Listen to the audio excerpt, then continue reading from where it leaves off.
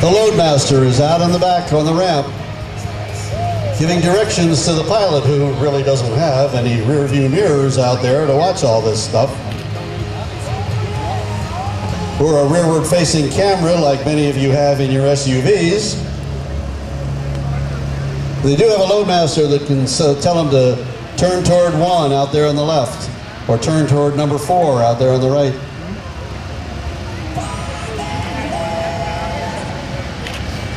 Now, when it's time to stop the airplane and move forward again, the one thing the pilot is going to not do is step on the brakes. What he is going to do is drop either 2 or all 4 of those reverse levers into forward thrust. That sleeve will move forward again, the thrust will be going aft, the airplane moves forward, and that stops the backward motion.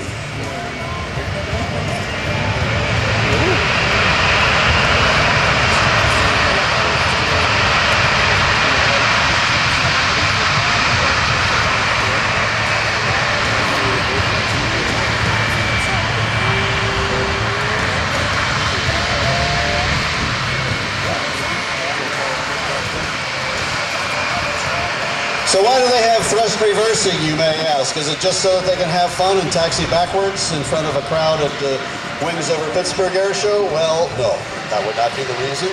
The reason is when they touch down on landing, yes, they do have anti-skid brakes to help them bring the aircraft to an abrupt stop. However, by using reverse thrust, they actually use the power of the engines, project the thrust forward, and that helps to slow the airplane down immeasurably, particularly when they are at high speed just after touchdown. Then they can get on the brakes, transfer the weight onto the brakes and the energy to the brakes, and get that airplane stopped in an amazing short distance for such a large aircraft. You'll probably hear more about that when Lieutenant Jeremy Shields, himself a C-17 pilot, describes the performance by his squadron mates on the C-17 Globemaster III. You folks down there to the left, you're getting a good look at those white bands around the engine nacelles. That's the Cascade bays where the thrust is coming out at a forward-facing angle. Now, we can't bring the thrust up real high, because what happens is all that air coming forward to help slow it, to help him move backwards, is getting sucked into the front of the jet engines. And if you get too much of it coming in and going out and coming back in again, you can actually set up a compressor stall situation with the engines. And then the pilot gets to meet the wing commander, and it gets really ugly after that.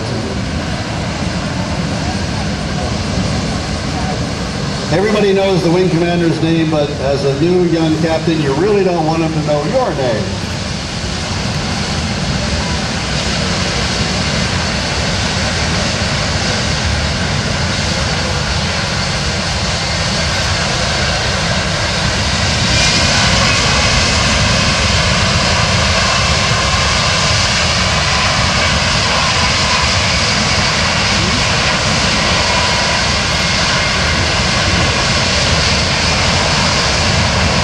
In just a moment, the pilot is going to be dropping those reverse thrust levers forward, transitioning the engines back into forward thrust, and that'll stop the rearward motion of the aircraft. Before I turn the microphone over to the C-17 narrator, Lieutenant Shields, I want to remind you that the 911th Air Wing has their key spouse program going on right here at the C-130 up in the midway, up on the hill in front of the C-5. The Key Spouse program is looking for volunteers. They're trying to get 6,000 postcards made to send out to all deployed personnel in the 9/11.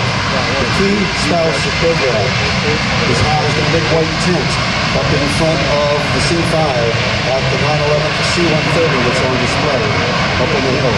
So we hope you will go up there, help out the 9/11 Air Wing Key Spouse program. They're looking for volunteers, trying to get 6,000 postcards made to send out to their deployed personnel. It's a great plan, a great idea. And having been a deployed person once upon a time or two, I know how much they appreciate things from home. So please help them out. Go up to the C-130, up on the hill, in front of the C-5, at the C-130. Okay, the next voice you hear is going to be Lieutenant Jeremy Shields, the narrator for the C-17.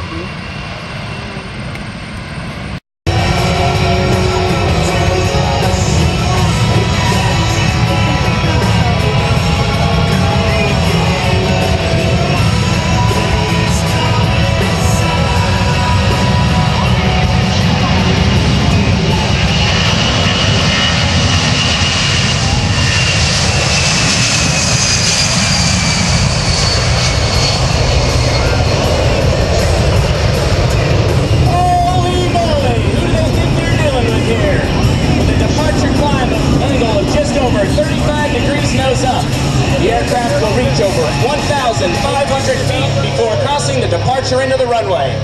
You gotta be kidding me. With power like this, who needs Viagra?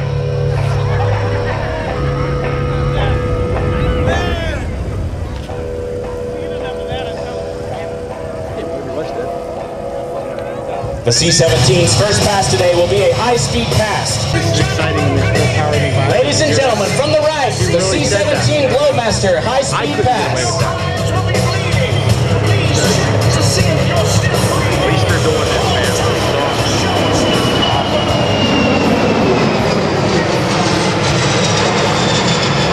I'll stop back on our way back. Notice how quiet the C-17 is while passing show center. This gives the Globemaster a tactical 100 nautical miles. However, there is nowhere in the world the C-17 can't reach non-stop because of our air refueling capabilities.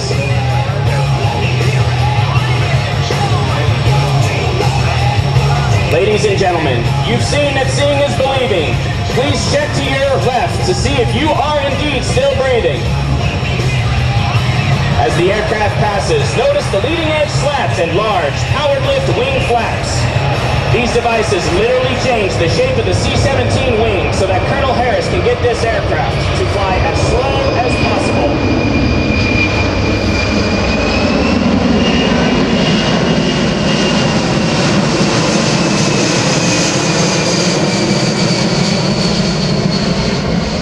Colonel Harris has to fly this massive beast as slow as he can so he can land this half-a-million-pound jet on a tiny, unimproved runway.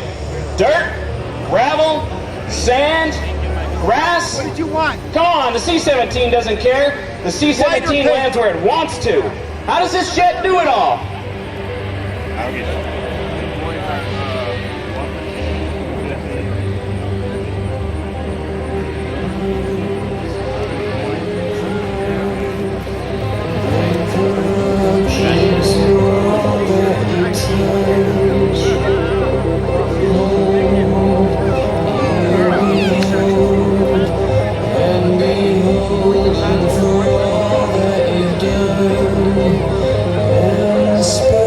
The C-17 will now maneuver to show its ability to fly at slow speeds and demonstrate its advanced aerodynamics in action. The aircraft is performing a series of state banks to maneuver for a low-speed pass and circle over the airfield.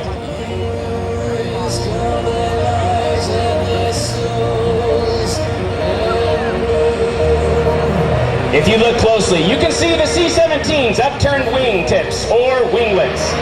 Those aren't just for us to impress the ladies, but actually change the aerodynamics of the wing.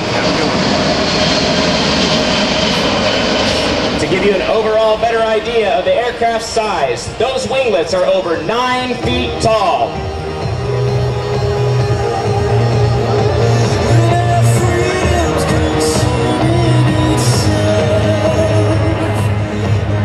Hey Larry, here's the fun fact for the day. If you were to take the C-17 to your local gas station, how long do you think it'd take to fill her up?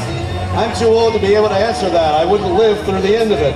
You're probably right. It's going to take about 4 days to fill her up.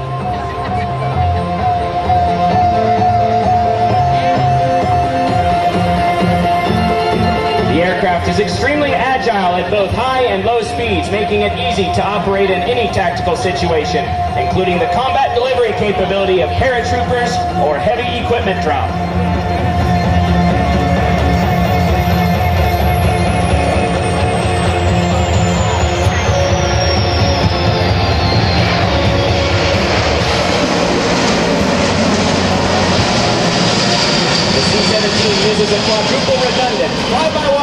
system to run its flight controls.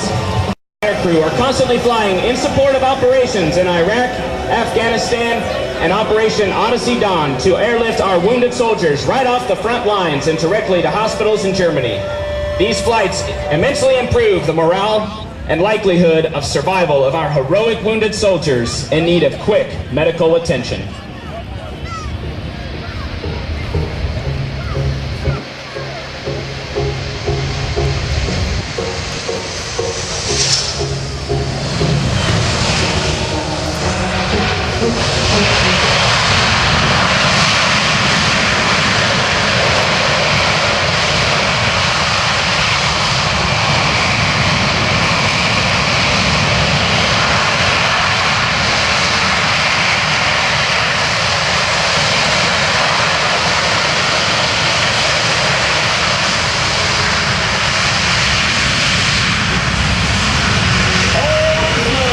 Gentlemen, the C-17 we just saw land weighs almost 400,000 pounds. On spinal, its speed was a mere 85 miles an hour, and it stopped within 1,200 feet.